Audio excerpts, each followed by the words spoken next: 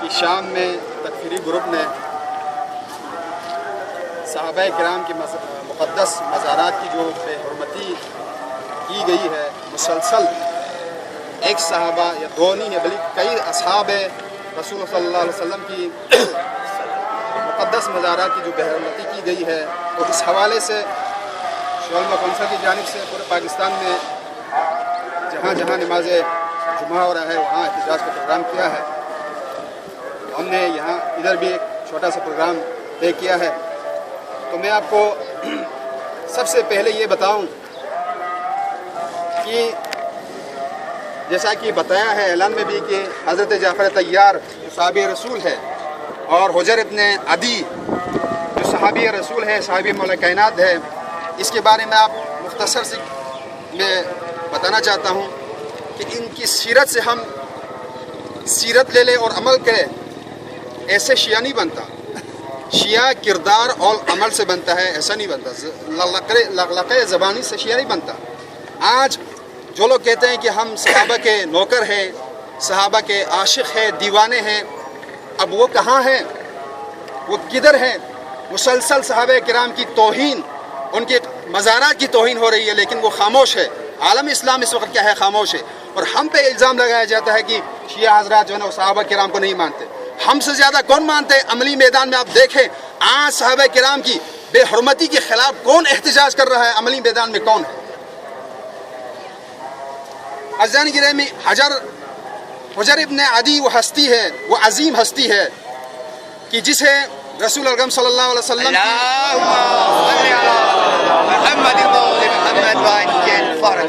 صحابی ہونے کی شرف حاصل ہے، اور ساتھ ساتھ مولا کائنات کے بھی صحابی ہونے کی شرف حاصل ہے، اور امام حسن کی یہاں تک امام حسین علیہ السلام کی بھی صحابی ہونے کی شرف حاصل ہے کہ یہ وہ عظیم ہستی ہے۔ ان کی زندگی سے آپ سبق سیکھے، پھر اپنے آپ کو شیعہ کہہ دیکھے۔ میں مختصر سے عرض کروں ان کی زندگی پر۔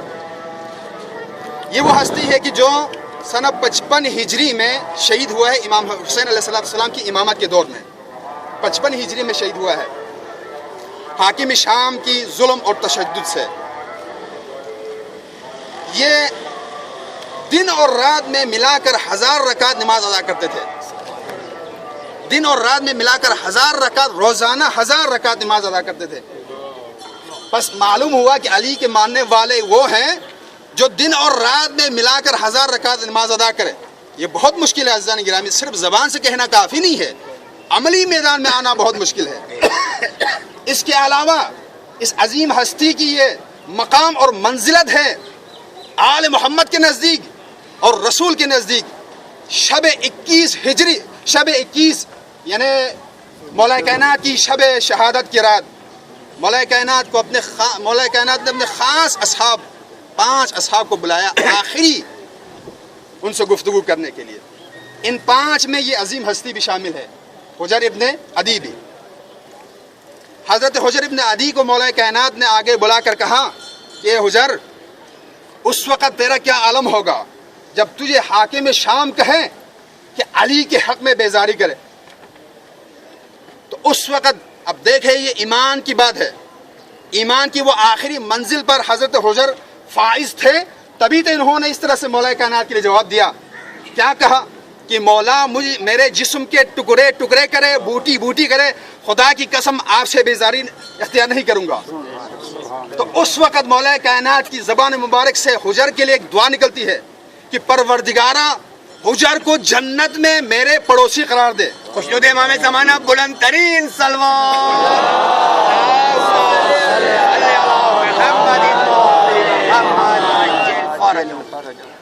پسندانی گرامی، ہم بھی ہیں آل محمد کے ماننے والے، ہم بھی ہیں علی کی شیعہ، لیکن علی کے شیعہ ایسا ہونا چاہیے کہ مولا کی زبان سے آپ کے لیے دعا نکلے۔ کونا للظالم خصما وللمظلوم عونا، ہر ظالم کے دشمن بن جاؤ اور ہر مظلوم کے مددگار بن جاؤ۔ یہ حجر ابن عدی نے اس فرمان پہ عمل کیا اور ہر ظالم کے خلاف اپنی حیثیت سے اس نے آواز اٹھائی، خصوصاً حاکم شام کے خلاف۔ اسی لیے حاکم شام کو خطرہ تھا، اس نے گرفتار کرنے کا حکم دیا۔ کم از کم 13 اصحاب کو گرفتار کر لے گئے اور شام پہنچنے سے پہلے جس نے گرفتار کیا اس نے حاکم شام کو خط لکھا، اب ان کے بارے میں کیا حکم ہے؟ تو کچھ تقریباً پانچ نے یعنی ان کے سامنے یہ مطالبہ رکھا کہ اگر علی سے بیزاری اختیار کرے تو تمہاری جان بچ جائے گی، وَإِلَّا ہم تمہیں مار دیں گے۔ تو 5 نے تقریباً 7 نے بیزاری اختیار نہیں کی، جن میں حجر بھی ہے اور ان کے بیٹے بھی ہیں، اور باقی 5 نے اپنی جان بچانے کے لیے مولا کائنات سے بیزاری اختیار کی اور وہ کیا ہے چلے گئے۔ تو اب حضرت حجر کے سامنے موت بھی ہے، اب کس طرح سے اس موت کو گلے لگا رہا ہے اب دیکھیں، آخری وقت ہے۔ تو حضرت حجر نے 3 وصیتیں کی، اب یہ 3 وصیتیں ہمارے لیے کافی اور یہی میں کہہ کر آپ کی زحمت تمام کروں گا۔ حضرت حجر نے پہلی جو وصیت کی ہے وہ کہا کہ مجھے 2 رکعت نماز پڑھنے دے۔ وہ عظیم ہستی جو دن اور رات ملا کر 1000 رکعت نماز ادا کرتے پھر بھی نماز پڑھ رہے، اور آخری وقت میں کہ میں نے زندگی میں پہلی مرتبہ یہ 2 رکعت جتنی جلدی سے ادا کی ہے میں نے کبھی نہیں کی۔ لوگوں نے سوال کیا، جلاد نے سوال کیا جو سامنے ننگی تلوار لے کے کھڑا ہے، کہا ایسا کیوں کیا؟ ایسا اس لیے کیا کہ تمہارے دل میں وہم اور خیال نہ آ جائے کہ علی کے ماننے والے موت سے گھبرا کر نماز کو آگے کر کے اور لمبا اور طول دے رہا ہے، یہ گمان نہ آ جائے، اس لیے میں نے کیا ہے نماز کو جلدی ادا کی ہے۔ ہم علی کے ماننے والے موت سے نہیں گھبراتے بلکہ موت کو گلے لگاتے۔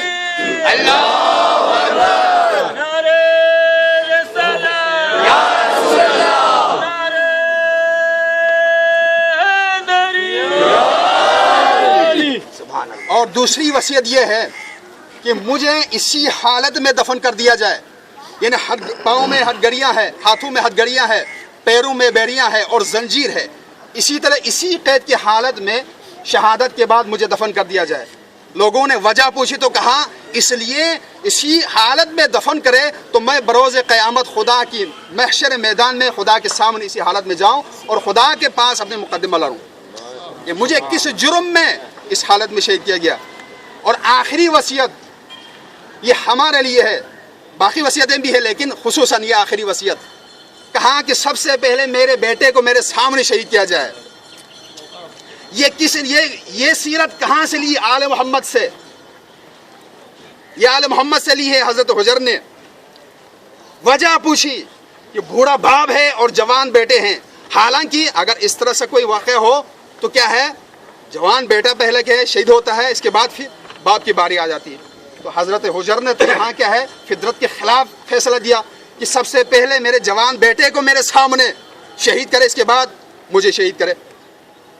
وجہ پوچھنے کے بعد کہا اس لیے کہ میں اپنے جوان بیٹے کے ایمان کی فکر کرتا ہوں، اگر مجھے پہلے شہید کرے تو خوف کی وجہ سے خدا نہ خاص میرا بیٹا ایمان چھوڑ نہ دے، عقیدہ چھوڑ نہ دے، لہٰذا میں اپنے بیٹے کی ایمان کو بچانے کے لیے سب سے پہلے وہ جس ایمان پہ ہیں، جس صراط مستقیم پہ ہیں، اسی حالت میں میرے سامنے اس دنیا سے چلا جائے، رخصت ہو جائے۔ مجھے تو کوئی خطرہ نہیں ہے، میں اپنے ایمان پہ اس طرح سے مضبوط ہوں جیسے کوئی پہاڑ ہے۔ تو لہٰذا عزیزان گرامی حضرت حجر کے ساتھ بالکل اسی طرح سے ان کے سامنے جوان بیٹے کو شہید کیا گیا، اور اس کے بعد ان کے باقی ساتھیوں کو شہید کیا گیا، پھر آخر میں حضرت حجر کو شہید کیا گیا۔ اب حضرت حجر وہ عظیم ہستی ہے جس کے قبر مبارک کے ساتھ یہ سلوک کیا ہے تکفیری گروپ نے، یہ اس وجہ سے کیا ہے چونکہ یہ آل محمد کے ماننے والے ہیں، ایمان میں، عقیدے میں، عمل میں سب سے آگے ہے، تو لہٰذا اپنے بغض اور کینہ نکالنے کے لیے ان کے قبر کو کیا ہے کھود کر، یہاں تک کہ ان کی لاش کو بھی نکال کر، اب اگر دنیا والے دیکھنا چاہتے ہیں کہ سچ پہ کون ہے اور حق پہ کون ہے تو خدا کی قسم نیٹ پہ آیا ہوا ہے حضرت حجر ابن عدی کے تصویر آپ دیکھیں، گویا ابھی دفن کیا ہے، اس کا جسم بالکل تر و تازہ ہے۔ بلند ترین سلوات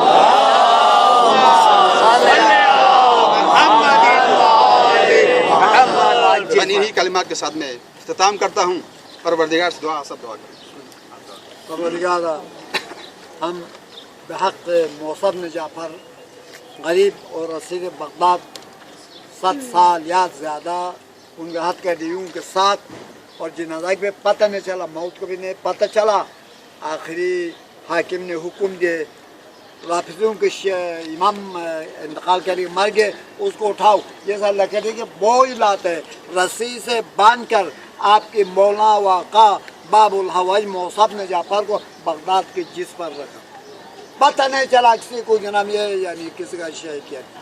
उसके हक में उस गरीब और उस यतीम और जनाब मजलूम सज्जाद के हक में ज़हरा मर्ज़े के पालो शिकस्त के हक में खुदावंदा अमेरिका, इसराइल और आल सऊद की फौजों को ने नाबूद फरमाया। इस्लाम को फतह कामयाबी अता फरमाया की तरह गैरत दे कि ता जुल्म के शिद्दत और जुल्म के खिलाफ जंग कर सके।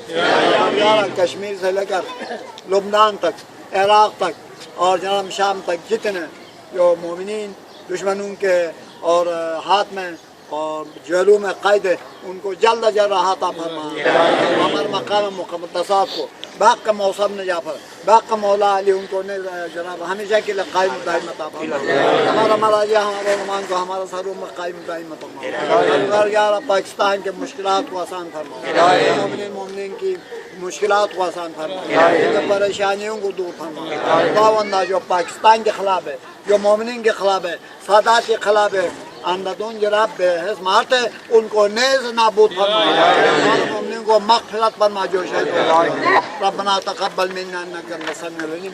आप आ जाओ, आप मेरा दोस्त, मेरा जवान और मेरे बच्चों से कहता हूँ जुमा जो है आपके लिए वाजिब है। यूँ नहीं समझो छोड़ो यार जुमा है, जुमा में ये सब कुछ मिलेगा आपको।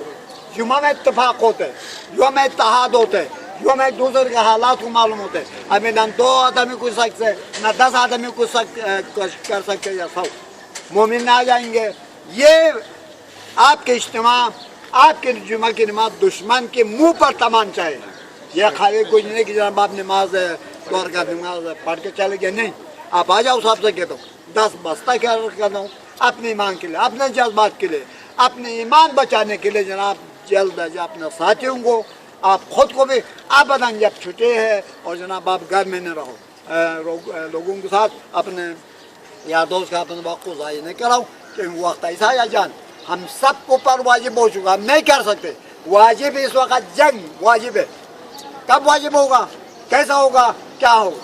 अमीर अल मोमिनीन ने जंग सफ़ीन ने जब खराब वर्जिश की है, मौला ने फरमाया जाओ वो माविया है, वो शराब खोर है, हरामज़ादा है, जिगर खोर के बेटा है, उसके न फरेब में ना जाओ, तुम्हारे इब्न अल्लाह से फरेब में ना जाओ, जाओ जंग करो। गनीमत समझो, कल अगर तुमने हार माना और जनाब माविया की बात माना, तुम्हारे माहूम को, तुम्हारे बीवियों को दरवाजों से घरों से खींच के निकाल के ले जाएगा, तुम उफ नहीं कर सके।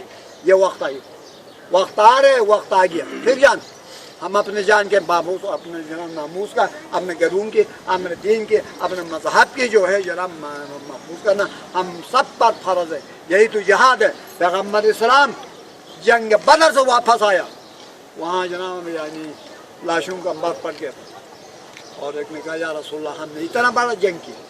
पैगम्बर ने फरमाया जंग अकबर बाकी है, जंग असगर खत्म हुआ। ताजुब साहब ने कहा या रसूलल्लाह इतना कत्ल हो चुका जंग असगर, जंग अकबर बिन नफ्स बलोग से लेकर मानने तक ये जिहाद अकबर है। हमारे पास जिहाद अकबर हो चुका है, हम बगैर देते हैं और जनाब हमारे ऊपर जनाब ख़वातीन की चादर डाला तो हम क्या कि खुदा आपको तौफीक दे, आपको दुश्मनों के शर से बचाए।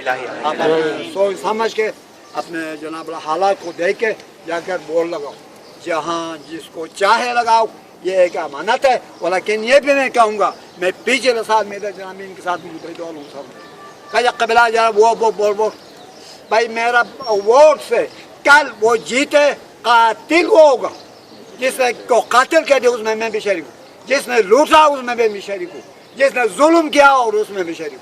ठीक है जान, अब मसला जो भी समझते मेरे बरदरान मेरे मोमिनों को और जो मैं अर्ज़ करता हूँ और जनाब आप जाकर वोट डाले नहीं डालने से या मसला समझे नहीं तो नहीं। सलवात भेज मोहम्मद